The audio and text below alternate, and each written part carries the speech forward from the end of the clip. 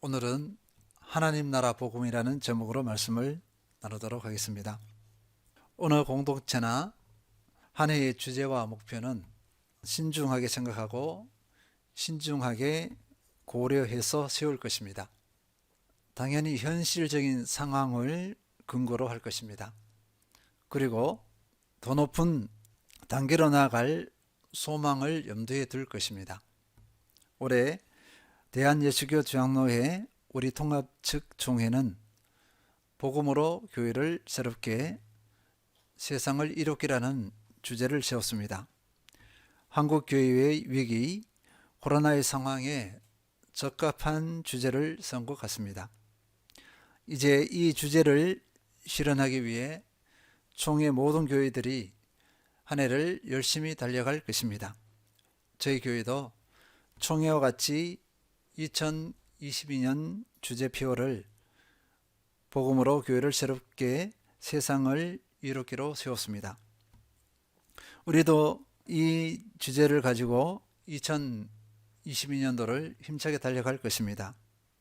그리고 이 주제에 집중하기 위해서는 이 주제를 잘 파악해야 합니다.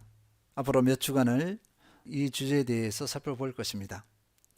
주제를 다 함께 읽어보도록 하겠습니다. 주보 보시면요. 복음으로 교회를 새롭게 세상을 이롭게. 우리가 첫 번째로 확인할 것은 복음입니다. 주된 관점은 복음이 무엇인가? 정말 복음이 교회를 새롭게 할 수 있는가? 복음이 세상을 이롭게 할 수 있는가 하는 것입니다. 우리에게 복음이라는 단어는 매우 친숙하고 자연스럽습니다. 그리고 전도와 연결시키는 경우가 많습니다. 그러나 구체적으로 무엇이냐 하면 말하기 쉽지 않습니다. 또 전도를 연상하게 되면서 복음의 실체를 많이 제한했던 것 같습니다. 복음이 무엇이냐는 마태, 마가, 누가, 요한의 사복음에서 길게 서술하고 있습니다. 각 성경의 이름이 복음입니다. 특히 마가복음에서는 1장 첫 구절부터 복음이라는 단어를 사용하고 있습니다. 마가복음 1장 1절 하나님의 아들 예수 그리스도의 복음의 시작이라. 복음은 굿뉴스 이렇게 합니다. 복된 소식입니다. 그리고 예수님께서는 직접 복음을 선포하셨습니다. 마가복음 1장 14절에서 15절 요한이 잡힌 후 예수께서 갈릴리에 오셔서 하나님의 복음을 전파하여 이르시되 때가 찼고 하나님 나라가 가까이 왔으니 회개하고 복음을 믿으라 하시더라. 예수님께서 선포하신 복음은 하나님의 복음입니다. 그러면 하나님의 복음이 무엇이냐? 하나님의 복음은 하나님 나라입니다. 하나님의 나라가 가까이 왔다. 이것이 복음입니다. 하나님의 나라가 왜 복음인가? 우리가 나라, 국가라고 할 때는요, 통치와 관련되어 있습니다. 통치와 관련된 개념이라고 볼 수 있겠습니다. 하나님의 나라는 하나님께서 통치하시는 나라, 이렇게 요약할 수 있겠습니다. 하나님께서 통치하신 나라가 가까이 왔다. 그리고 이것이 복음이다. 예수님께서 이렇게 선포하신 것입니다. 그러면 예수님께서 이렇게 선포하실 때까지 하나님께서 통치하시는 나라가 아니었나? 이렇게 질문할 수 있습니다. 이 질문에 대한 답을 얻기 위해서는요, 창세기로 거슬러 올라갈 필요가 있습니다. 하나님께서 천지 만물을 창조하셨습니다. 사람도 창조하셨습니다. 그리고 에덴 동산을 만드시고 아담과 하와에게 에덴 동산을 관리하며 지키게 했습니다. 아담과 하와는 하나님께서 주시는 권한 아래에서 무엇이든지 할 수 있었습니다. 그리고 무엇이든지 먹고 마실 수 있었습니다. 그러니까 아담과 하와는 하나님의 대리자였습니다. 그러나 하나님께서는 단 하나의 금지, 선악을 알게 하는 나무의 열매, 그것은 먹지 말라 명령하셨습니다. 이 하나의 금지 명령은 하나님께서 아담의 통치자임을 가르쳐 주는 것입니다. 아담은 하나님의 통치권에 순종해야 하는 존재입니다. 하나님께서 아담의 주인이 되셨습니다. 아담은 주인이신 하나님과 인격적인 교제 가운데 있었습니다. 하나님께 의존하는 존재로 하나님의 절대 보호를 받아왔습니다. 그 삶은 안전하고 행복했습니다. 그런데 사탄 마귀가 아담을 유혹합니다. 하나님의 힘, 하나님의 은혜가 아니라 내 힘으로 살 수 있다. 하나님 없이도 내가 잘 살 수 있다. 이렇게 유혹한 것입니다. 내가 주인이 되어봐라. 내가 하나님이 되어봐라. 그러면 더 큰 행복을 얻을 것이다. 이렇게 유혹한 것입니다. 아담은 사탄의 달콤한 유혹에 넘어갔습니다. 자신이 주인이 되려고 선악과를 따먹어 버렸습니다. 자신이 왕이 되려고 선악과를 따먹어 버렸습니다. 자기 힘으로 생존하려고 선악과를 따먹어 버렸습니다. 더 큰 행복이 있을 거라 생각하고 선악과를 따먹어 버렸습니다. 하나님을 거역하고 불순종해 버린 것입니다. 결국 아담은 하나님의 통치권, 하나님의 주인 되심을 거부해 버렸습니다. 이것이 죄입니다. 이후에 일어난 일들은 이렇습니다. 아담의 아들 가인이 동생 아벨을 시기하여 죽여버렸습니다. 최초의 살인 사건입니다. 사람이 땅에 번성하기 시작하면서 사람들의 상태는 더 악해졌습니다. 창세기 6장 5절에서 6절, 여호와께서 사람의 죄악이 세상에 가득함과 그의 마음으로 생각하는 모든 계획이 항상 악할 뿐임을 보시고 땅 위에 사람 지으셨음을 한탄하사 마음에 근심하시고. 하나님께서 사람들을 보셨습니다. 사람의 죄악이 세상에 가득했습니다. 마음으로 생각하는 모든 계획이 항상 악했습니다. 하나님을 거부한 인생들, 하나님의 주인 되심 통치권을 거부한 인생들의 모습입니다. 그래서 하나님께서는요, 땅 위에 사람 지으셨음을 한탄하셨습니다. 그리고 마음에 근심하셨어요. 결국 어떻게 했을까요?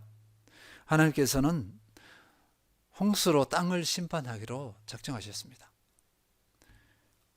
하나님을 거부한 인류의 결과입니다.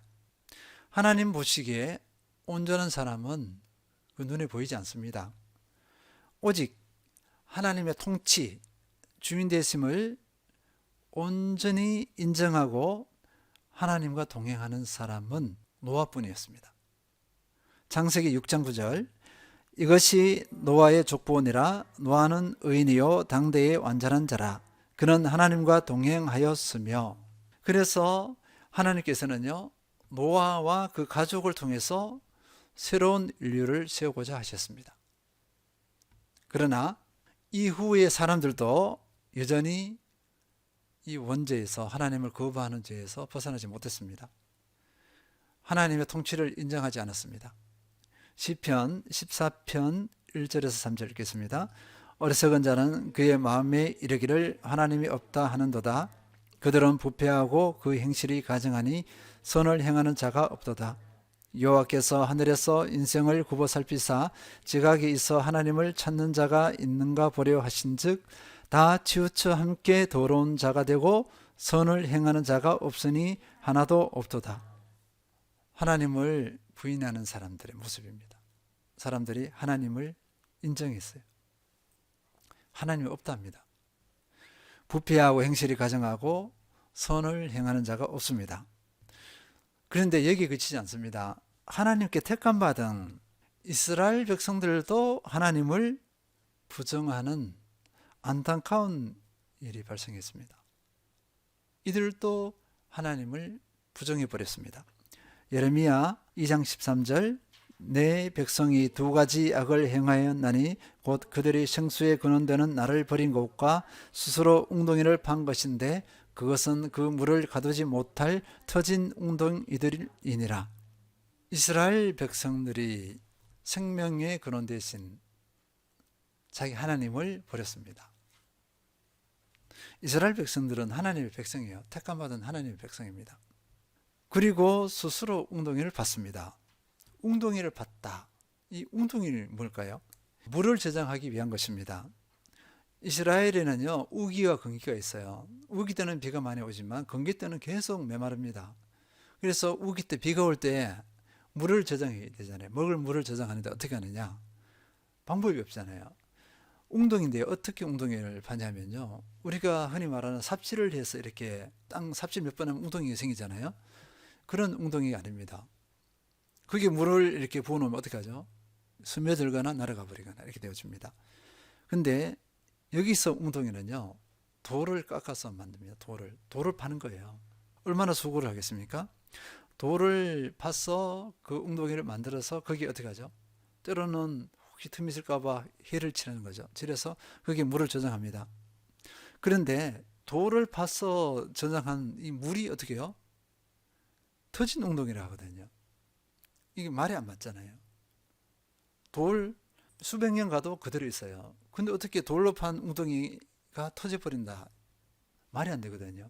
산에 예전에 많이 갔거든요. 가보면 이 바위들이 이러는데 물이 조금 삐져나오는 게 있어요. 물기가 바위에. 보니까 바위에 그 틈이 있는 거예요. 바위에 결이 있습니다. 결이 있어 그 결을 따라서 물이 조금씩 새어나오는 거죠. 그러니까 이 바위를 파서 웅덩이를 만들었지만 그 바위가 터질 수 있다, 물이 셀 수 있다, 분명히 가능합니다. 그냥 가정한 것이 아니에요. 그럴 수 있다는 것입니다. 하나님을 버리고 스스로 웅덩이를 판 인생들. 그래서 여러 가지로 해석합니다. 스스로 자기 힘으로 행복해지려고, 만족을 얻으려고 열심히 삶을 살아가는 거예요. 자기 목표를 세워놓고. 또 한편으로는요, 이 성경 앞 구절들하고 연결해 보면 이 웅덩이를 판 것은 우상숭배입니다. 우상숭배. 하나님을 버리고 교한 것이, 선택한 것이 우상을 숭배하는 거예요. 우상을 숭배하면서 더 풍족한 삶을 살 수 있을 줄 알았어요. 행복하려고 그런 것입니다. 근데 어떻습니까? 헛된 만족이거든요. 터져버렸잖아요. 터진 웅덩이잖아요. 헛된 행복입니다.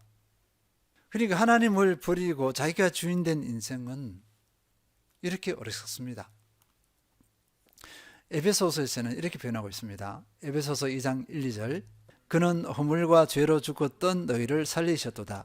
그때 너희는 그 가운데서 행하여 이 세상 풍조를 따르고 공중의 권세 잡은 자를 따랐으니 곧 지금 불순종의 아들들 가운데서 역사하는 영이라. 그러니까 하나님을 떠난 인생, 자기가 주인된 인생, 허물과 죄로 인해서 죽어 있다 이렇게 표현했습니다. 영적으로 죽은 존재예요. 그때 이 세상의 풍조라 그랬습니다. 풍조를 따르다 했는데 이 풍조가 뭐냐니까 세상의 삶의 방식이에요. 세상의 가치관, 세상의 어두움을 따랐습니다.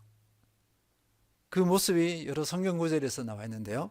음행, 더러움, 우상숭배, 분쟁, 이단, 시기, 질투 등 온갖 죄들입니다.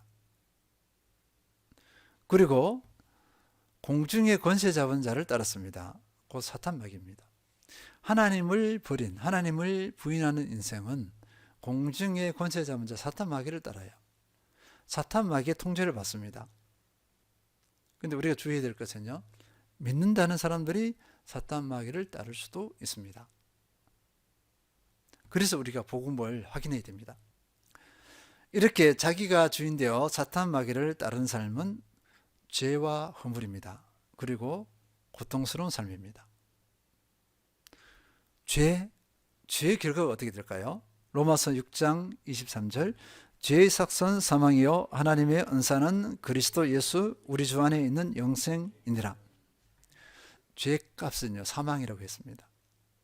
하나님을 부인하면서 살아가는 인생, 그 인생 전체가 죄악된 삶의 길입니다. 죄를 쌓는 길이에요.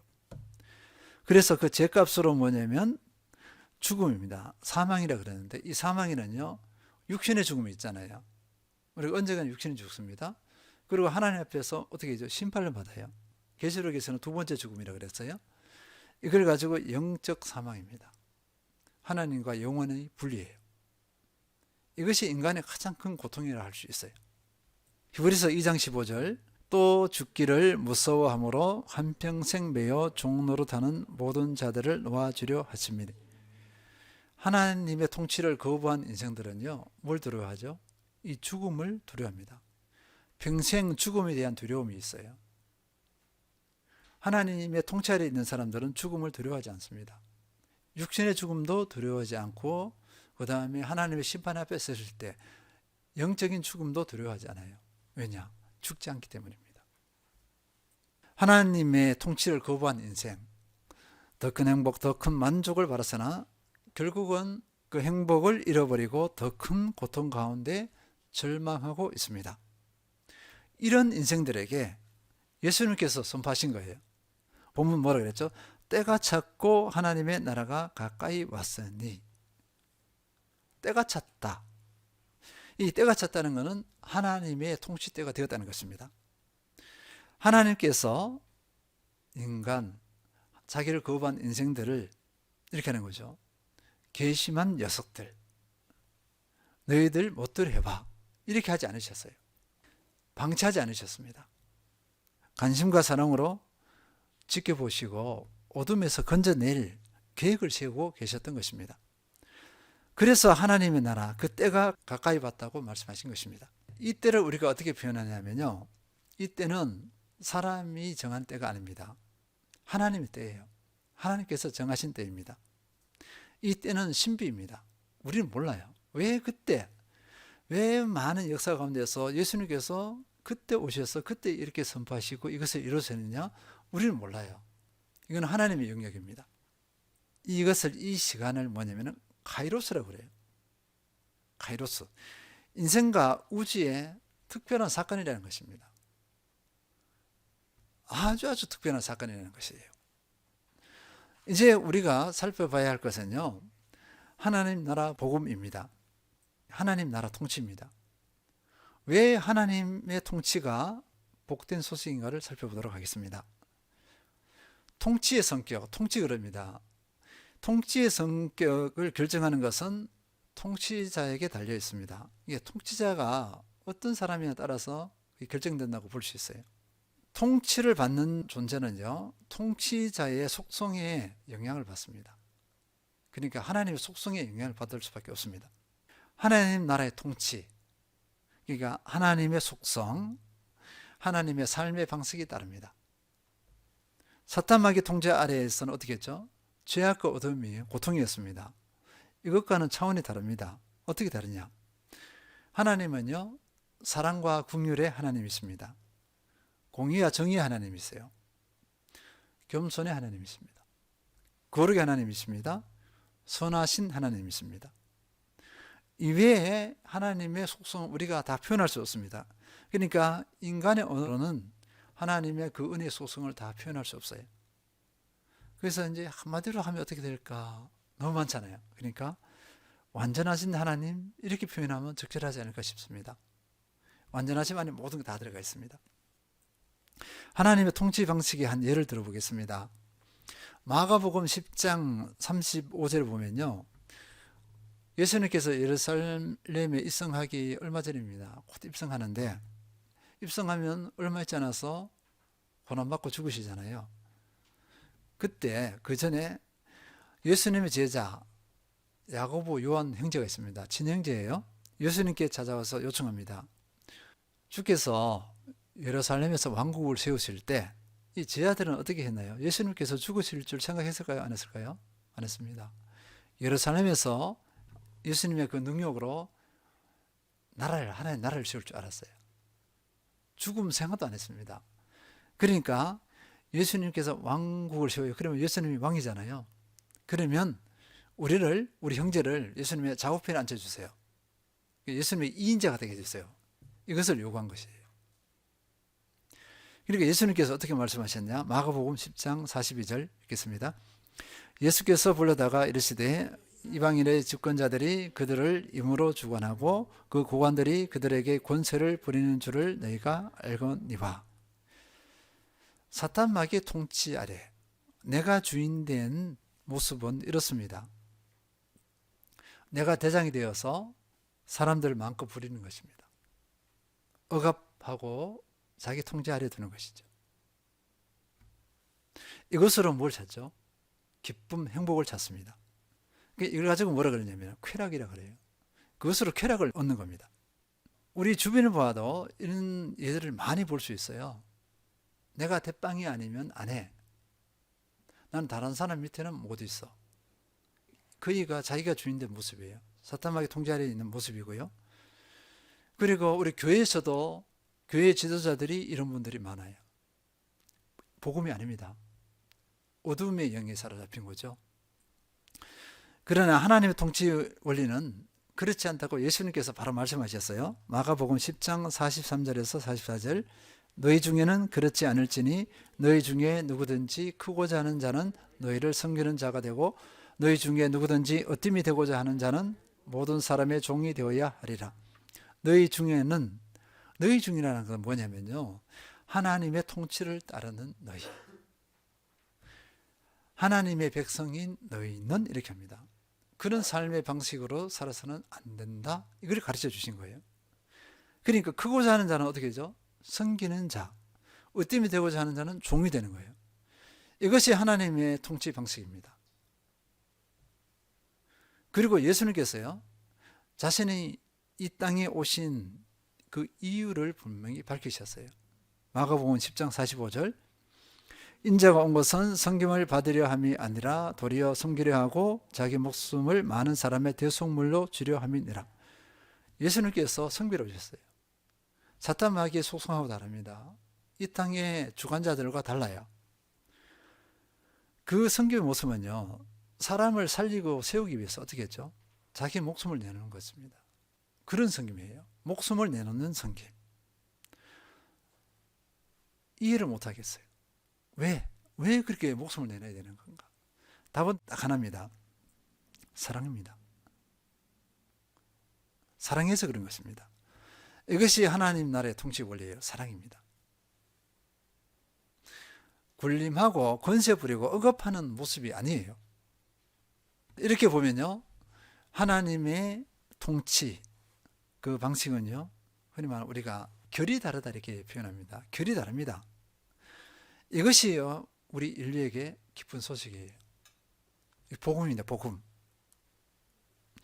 이 기쁜 소식, 하나님의 통치 아래에 있는 것, 하나님의 통치 방식은요, 교회를 새롭게 할 수 있어요. 나를 새롭게 할 수 있습니다. 그리고 그 은혜 안에서 세상을 이롭게 할 수 있습니다. 그래서 복음으로 교회를 새롭게 만든 말이에요. 가능한 것입니다. 복음으로 세상을 이롭게 막고 가능합니다. 예수님께서는 이렇게 초대하셨습니다. 마가복음 1장 16절 다시 읽겠습니다. 이르시되 때가 찼고 하나님의 나라가 가까이 왔으니 회개하고 복음을 믿으라 하시더라. 이제 하나님 통치가 가까이 왔어요. 그러니까 회개하고 복음을 믿으라. 무엇을 회개해야 될까요? 사탄 마귀의 통치 아래서 고통당하면서 죄 가운데 있었던 그 어두운 삶들을 회개하라는 것입니다. 내가 주인이 돼서 내 마음대로 하면서 고통스러워하면서도 죄 가운데 있었던 그 모든 어두운 삶들을 회개하라, 이렇게 말씀하신 거예요. 그리고 어떻게 했습니까? 하나님의 통치의 복음을 어떻게 믿으라, 이렇게 명령하셨어요. 하나님의 통치하심을 믿으라는 것은 순종하라는 것이죠. 하나님의 통치를 인정하고 주인이신 예수님께 순종하라, 이 말씀입니다. 이럴 때 어떻게 되죠? 하나님의 백성이 됩니다. 그리고 우리 처음 창조했을 때 아담이 범죄하기 전에 아담이 하나님 안에서 행복했던 그때를 회복할 수 있다, 이렇게 말씀하신 거예요. 그리고 하나님과 더 새로운 관계가 형성되어집니다. 지금 이때 예수님께서 말씀하지 않으셨어요. 하나님의 백성의 차원을 넘어서서 하나님을 어떻게 하죠? 하나님을 아버지라 부릅니다. 하나님과의 관계가 어떻게 되냐? 아버지와 아들의 관계가 되는 거예요. 단순히 백성이 아닙니다. 백성의 그 느낌하고 아버지와 아들의 느낌이 완전히 다릅니다. 하나님께서 복음, 이 통치권 안에 믿고 들어올 때, 순종할 때 우리는 어떻게, 그 사람은 하나님의 자녀가 돼요. 아들, 딸이 되어집니다. 이것이 행복이에요. 그러나 예수님께 이렇게 선포하셨잖아요. 선포하셨는데 바로 이루어진 것이 아니에요. 어떻게 되어지냐면 구체적으로 실현되는 데는 한 약 3년의 기간이 소요되어집니다. 먼 미래는 아니에요. 짧은 시간인데 하나님께서 이것이 실현되게 하신 방법이 있어요. 그것이 뭐냐니까 베드로전서 3장 18절, 그리스도께서도 단번에 죄를 위하여 죽으사 의인으로서 불의한 자를 대신하셨으니 이는 우리를 하나님 앞으로 인도하려 하심이라. 육체로는 죽임을 당하시고 영으로는 살리심을 받으셨으니. 죽으셨습니다. 부활하셨습니다. 로마서 4장 25절, 예수는 우리가 범죄한 것 때문에 내줌이 되고 또한 우리를 의롭다 하시기 위하여 살아나셨느니라. 죽으신 것 부활입니다. 고린도전서 15장 3절 4절, 내가 받은 것을 먼저 너희에게 전하였노니 이는 성경대로 그리스도께서 우리 죄를 위하여 죽으시고 장사 지낸 바 되셨다가 성경대로 사흘 만에 다시 살아났사. 그 하나님의 통치가 실현되게 하신 하나님의 방법은요, 독생자, 자기 아들 예수 그리스도를 십자가에 죽게 하시고 부활하게 하시는 것입니다. 십자가 사건과 부활 사건입니다. 그러니까 이 예수님의 십자가 죽음과 부활을 통해서 하나님의 통치 아래로 들어올 수 있는 문이 형성된 거죠. 그리고 그 문은요, 닫혔을까요? 열렸을까요? 활짝 일어났습니다. 바울과 제자들은 어떻게 했을까요? 제자들은 이 예수님의 죽으심과 부활, 이것을 전했어요. 이것을 가지고 복음이라 그랬습니다. 복음이라 하면서 이것을 선포했는데 어떻게 했을까요? 목숨을 마다하지 않았어요. 그 위협에도 거기에 굴하지 않고 이것을 전했습니다. 왜 그럴까요? 하나님의 통치로 들어갈 문이 있고 열려져 있잖아요. 자기들은 발견해서 알아요. 그런데 이것을 전하지 않을 수가 있어요. 전하지 않으면 직무유기예요. 그래서 죽이려고 해도 목숨을 걸고 이것을 전하고 이것을 전하다가 순교를 당합니다. 왜냐? 이것을 전해야 하기 때문에요. 다른 사람에게 이 문을, 하나님의 통치의 문으로 들어갈 수 있도록 그 길을 안내해야 되잖아요. 그 역할을 위해서, 그 사명을 위해서 목숨을 내놓았습니다. 그런데 이 문으로 들어가는 비결, 열려져 있습니다. 열려져 있는데 들어가는 비결이 있습니다. 에베소서 2장 8절 9절, 너희는 그 은혜에 의하여 믿음으로 말미암아 구원을 받았으니 이것은 너희에게서 난 것이 아니요 하나님의 선물이라. 행위에서 난 것이 아니니 이는 누구든지 자랑하지 못하게 함이라. 믿음으로 된다는 것입니다. 근데 이 믿음이 왜 은혜라고 그랬냐면 내 힘으로 되는 게 아니에요. 사람의 힘으로 아무리 끌어당겨서 그 문 앞에 갖다 놔도 그 문으로 들어가지 않습니다. 그 문으로 들어가는 것은 믿음으로 들어갈 수 있어요. 믿음밖에 없습니다. 그래서 이 믿음은 내 힘으로 안 되고 은혜로 가능해요. 고린도전서 12장 3절, 그러므로 내가 너희에게 알려노니 하나님의 영으로 말하는 자는 누구든지 예수를 저주할 자라. 또 성령으로 아니하고는 누구든지 예수를 주시라 할 수 없느니라. 복음의 그 문을 통과하는 것, 들어가는 것, 성령님의 은혜로 가능합니다. 성령님께서 그 마음을 주시지 않으면 믿지도 않을 뿐더러 누구든지 예수를 주시라 할 수 없다 그랬잖아요. 예수님을 주인으로 받아들이지 않아요. 여전히 자기가 주인입니다. 우리 모두는요, 여기 있는 우리 모두는 이 은혜를 덧입은 존재입니다. 그렇다면 하나님의 이 통치 아래 어떻게 해야죠? 온전히 거해야 됩니다. 그래야 우리가 새롭게 될 수 있습니다. 그리고 수많은 은혜들이 우리 앞에 예비되어 있습니다. 하나님의 통치 아래 거하면, 복음 안에 온전히 거하면 그것을 누릴 수가 있습니다. 정리하겠습니다. 복음으로 교회를 새롭게, 세상을 이롭게. 너무나 적절한 주제요, 적절한 표어입니다. 이 주제로 2022년을 다름질을 하면 분명 선한 열매들을 맺고 하나님의 새 일을 맛볼 수 있을 것입니다. 그러려면 복음이 무엇인지 알아야 합니다. 예수님께서 전하신 복음은 하나님 나라 복음입니다. 하나님의 통치가 복음이라는 것입니다. 사탄 마귀의 통치 아래서 종노릇하며 죄와 고통 가운데 있는 인생, 내가 주인이 되어 행복을 추구하나 죄와 고통뿐인 인생에게 하나님의 통치는 복된 소식입니다. 살리는 소식입니다. 하나님의 사랑의 통치, 공의와 정의의 통치, 거룩하시고 선하신 통치를 믿고 순종하면 내가 새롭게 됩니다.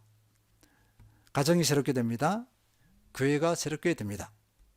이 은혜는 이웃과 삶의 현장과 세상을 이롭게 할 수 있습니다. 그리고 하나님의 통치 안에 들어가기 위해서는 예수님의 죽으심과 부활이라는 복음의 문을 통과해야 합니다. 성령님의 은혜로 가능합니다. 우리는 이 은혜를 누리고 있습니다. 하나님의 통치 안에 온전히 가하며 내가 새롭게 되고 교회가 새롭게 되는 은혜를 마음껏 누리시길 바랍니다. 나를 통해 이웃이 삶의 현장이 세상이 이롭게 되는 축복의 통로의 역할을 온전히 감당하시는 모든 성도님들 되시길 축원드립니다.